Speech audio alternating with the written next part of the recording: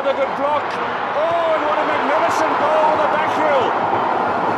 Stuck in the back of the net. And the Super Eagles have broken the deadlock. And it's virtually the first touch of the game from Uche Nwofor. Only his second match for Nigeria. They have taken the lead in that South African penalty area. Yeah, a little bit disjointed. Compactness wasn't really there for Bafana. So the ball comes out from wide. Slow to react and not follow players. Does roll eventually. As the back heel it over, has a good presence of mind to back heel it. That is a fast bit of thinking from Nwofor, and well, he's only played once before for Nigeria, and what an impact he has made. Coming on here for Shola Amiobi at half-time, he's taken just 3 minutes to put Nigeria in the lead. It was a bit of scrappy defending from South Africa. Berman gets the challenge in.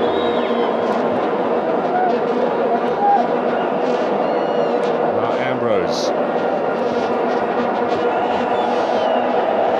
Moses. Delightful ball for Musa. Oh, that's fantastic football. Nwofor with his second of the night. And they just carve open the South African defence. Oh, yes, indeed. Let's talk about something that should make you happy, or football. Perhaps Nigeria's match between Nigeria and South Africa, which you see some of those highlights. Nnamdi Obaya joins us this morning. He's a sports journalist this morning. I thank you for coming on today. Thank you for having me. Well, interestingly, first of all, yes, we have to be happy that, yeah, we won that challenge. But of course, many talking points in terms of how we need to improve. But let's start off with that thinking, quick thinking on the part of Uche Nwofor, who scoring goals in, if you could describe it as, uncharacteristic way, because it has to come to that sometimes. Well, yeah, it was spontaneous reflex of an offensive player. Odu Amadi had already missed the cutback. In fact, he scuffed it. He scuffed this cutback very badly. And we thought it was going to be like what Brownie there had attempted, start trying to turn defenders round. But very quick thinking, rather than trying to turn defenders round from where he was back here, and the keeper was already out of position. The post was empty, but you needed to expected that back heel like time. You needed to be facing it to see it. So I guess everybody was counting on they would have closed him down before he turned around. But very quick thinking and very good effort from the young man. But interestingly, he got both goals. Yes, he did, and I think he has in one night he doubled his tally for the national team. I know it's been like 2-3 years since he made an Eagles appearance. This is only his second appearance, I think, or third, and he's managed to get 2 goals. So I guess it's part of still part of Keshi's infusion policy, where time after time he keeps infusing people. Started with Mba, then Ogu, who last night was even better than Mba by far. Mba got lost in that match. He wasn't. What could he be with Mba? Is he I burning out already? No, I think he spent more energy on transfer issues. You know, the off the field issues have been too much. So he hasn't actually stayed somewhere and played consistent football at a high level for a long period. And I think at the same time, he's also too busy looking for a foreign club. You know, so while Warri Bulls and Rangers are debating over who will get the lion's share of whatever transfer fee he gets when he goes to Europe, and he's probably negotiating with agents, on the field action is suffering. And in steps Ogu, who is already in Portugal but is interested in moving up, making a name for himself. And in the first half, when South Africa actually put the pressure on us, they actually were better in the midfield. They were more mobile. Now, that's the part where they asked a lot of questions of Nigerians, because their pace, if they were sharper in the final third, it would have been a different kettle of fish entirely. Very, very. Finishing really let South Africa down. They wasted a lot of chances because Lesotho, Nyali and Shabalala bringing the ball in easy for them from their own third to the final third. Problem was when they got there, to be fair to our defense, Egweke and the Bwabona did a lot of last minute defending. It was a case where we were trying to, even when we had the ball, we were trying to play ball to feet. A lot of times when South Africans piled pressure on us, we had the chance to break and go for a counter-attack, but we're not making off-the-ball runs. Everybody was standing static. Even Odu Amadi, who has some pace, was not moving.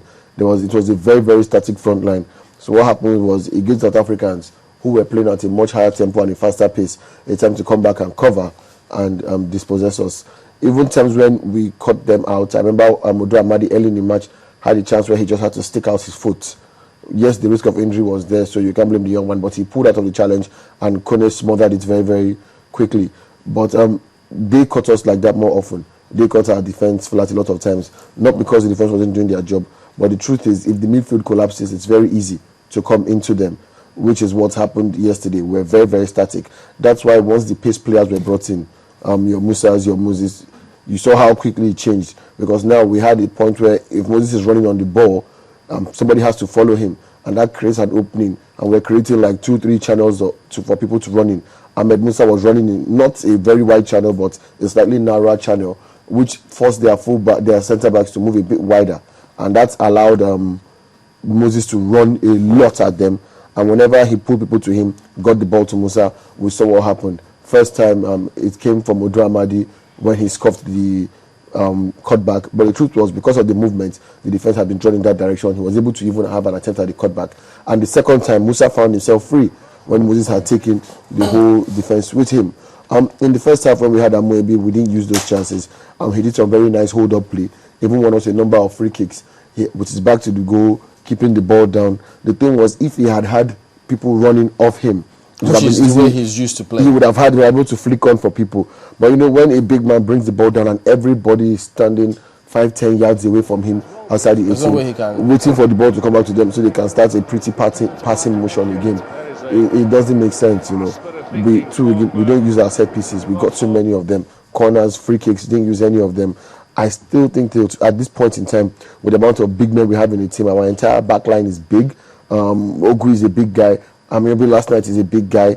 There's no reason why we cannot take advantage and exploit free kicks, corners. In fact, South Africans look more dangerous on the set pieces than we did, because they have trained for those things. Even when they're taking long distance free kicks, you can see that they have routines. You can see they have patterns. You can see that. This seemed absent during our own time when they were taking those set pieces. I've never seen Nigeria do routines. We've always depended on people bringing their club form to the national team to capitalize on anything. When it was Mutiu Adepoju, it was because it's something he was doing at his club. So he brought his national team. Everybody's calling him the headmaster. But if you really look at it critically, there hasn't been a time when Nigeria has a free kick and we're happy because we know we can use it. We have a corner kick, except there's a mistake or the ball spills. We don't have people who make runs in the box, big men who get in the face of the keeper. There are many things that different countries and clubs use when they have set pieces, and we don't use any of them. And if we're a team that likes the ball at our feet, it means we're going to get fouled a lot. So if we're going to get fouled a lot, then we should be thinking of set pieces. My main grouse with this whole thing is, at the end of it, don't be surprised to hear Nigeria has gone down in the FIFA rankings. Wow. Why? All of those? We've been wondering how FIFA does it. Now we know FIFA has a procedure they use. It's over 4 years and it depreciates. 100% of your scores for this year, you win a match is 3 points. If it's on penalties, it's 2 points. You get 200 minus the ranking of your opposition multiplied to that.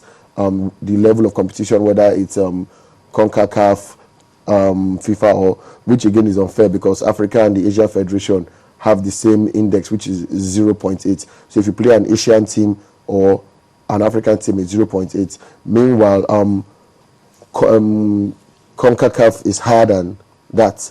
I mean, who's in CONCACAF? USA, Mexico, Canada, they are higher than Africa and Asia. Doesn't make sense. If you're playing a UEFA or Common Ball side, it's multiplied by 1. So that's another matter. Because African countries beat CONCACAF countries a lot. I'm surprised, but you get a higher index for beating a CONCACAF country. Then, when they do all this multiplication, then 50% of last year, 25% of the year before, like that. So they take a 4-year spread. FIFA is trying to say that in the last 4 years, Algeria, Mali, Cote d'Ivoire, and Ghana have been above Nigeria, and that Nigeria is only maybe 31 points ahead of Cape Verde in terms of performances. Wow. And Mali is about 35 points ahead of us in performances over the last 4 years, which I find confusing. Because if we take this year alone, we were at the Confederations Cup. Yes, we lost to Uruguay and Brazil, and Spain, sorry. But if we look at the FIFA ranking, the teams we lost to are very strong. So we should get some points. Based on their ranking. And then we did beat Tahiti. And the index for Oceania is 0.86, which is not much less than the 0.88 they appointed to Africa and Asia. So so if they are saying that, how do we now win the African Cup of Nations? We are a draw away from entering the playoff stage of qualifying for the World Cup. And we're still non-movers, and we're still behind Algeria, Mali, Cote d'Ivoire, Ghana, fifth in Africa. Countries we defeated Mali at the Nations Cup 4-1. We defeated Cote d'Ivoire. I'm not saying a win over. We even qualified against Cote d'Ivoire again in the home nations African Cup of Nations qualifiers. So my question is, how is it that it does not reflect on us?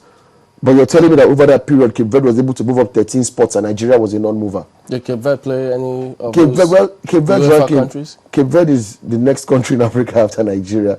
Cape Verde is, I think Cape Verde is about 669 and we are about 700 flat. So, but if we were to play European countries, maybe that would definitely change the ranking. If we beat some of those countries. Well, if we beat European countries, we play the friendlies, but then you have to ask again, who exactly are the others playing? They might use the example of Ghana and Turkey last night. This is where disparity comes in.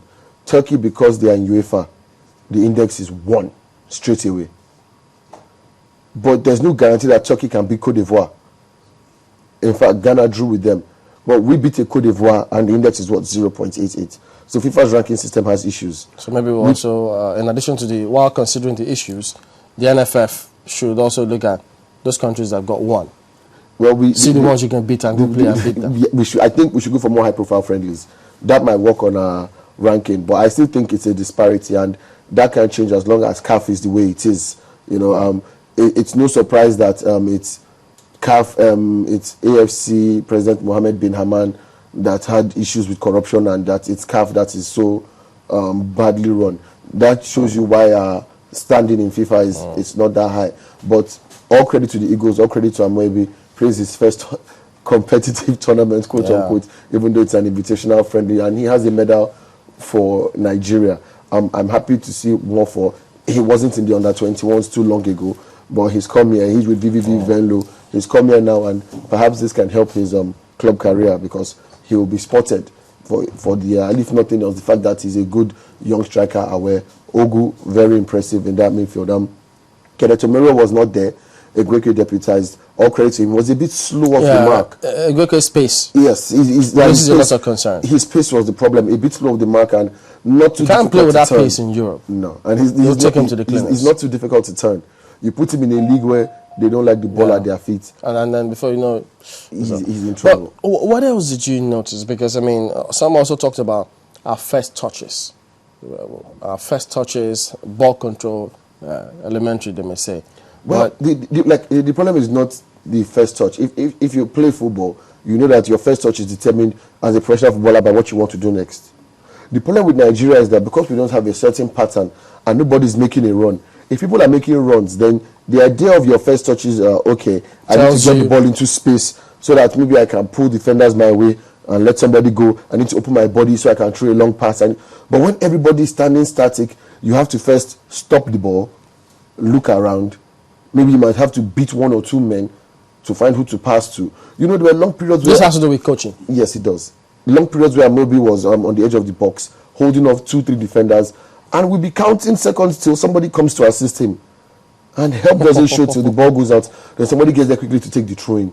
And you're wondering what's really going on. So I think Keshi really needs to... Yes, he's a good leader of men. He's motivating them. But at this point, perhaps we should get somebody who is very, very... tactically sound, not a manager now, just a coach. Just to work on tactics. To watch on and on fitness. Because for us to play at the pace we need to play to run off the ball, we're going to need to be very, very fit. We have a number of fit players, but we need to make it a team culture. All right, then. Thank you for coming in, and Dubai sports journalist. Well, back after the break. Don't go away.